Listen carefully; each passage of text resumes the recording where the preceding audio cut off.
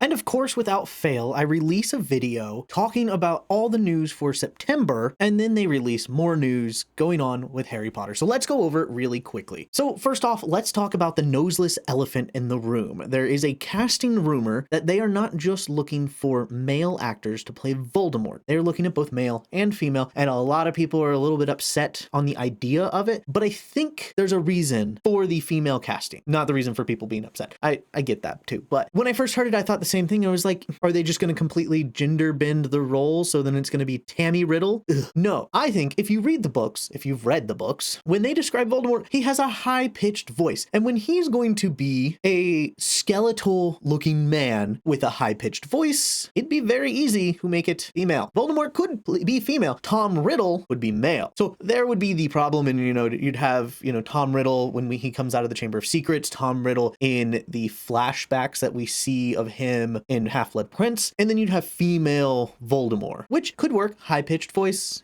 we all picture Ralph Fiennes as Voldemort now, who did a great job, but was not a very book accurate Voldemort. So that's it. That's all I gotta say is I think a female could work as Voldemort, but still have a Tom Riddle as a male. Then there's other issues on just talking points, but that is not for this video. Another big scene that came out literally the day that I posted the video was that the actor playing Vernon Dursley was spotted in the streets alongside what is most likely Daedalus Diggle, the man in the purple coat and top hat, who hugs Vernon around the waist and says, "No need to worry, my dear man. Everyone should be celebrating today, for the Dark Lord has been defeated. No wizard or muggle shall be worried." That's the gist of what he says. I know he doesn't say wizard, but he does call Vernon a muggle, and it's just kind of like, what the hell is a muggle? But the fact that they are filming that scene means they are going extremely book accurate, scene for scene, page for page, and probably even more. Not less. We're not getting less. We're getting more, which is what is exciting. Another big announcement that we got on Monday is the first look at the Scarlet steam engine, the Hogwarts Express, which looks exactly like the Hogwarts Express that we've seen before. But if you watched my last video, click up here if you haven't, which was just recapping all the news that we've gotten, plus all the casting news in general, it makes sense. My theory is that a lot of the main viewing points are going to stay the same. The castle silhouette, the Hogwarts Express, probably even Diagon Alley. For the extent purpose of it would be way too expensive to change all of the branding throughout the world with the Wizarding World parks and other paraphernalia, such as the Lego Hogwarts Castle that I have 2 different versions behind me, as well as the Lego Diagon Alley that I also have.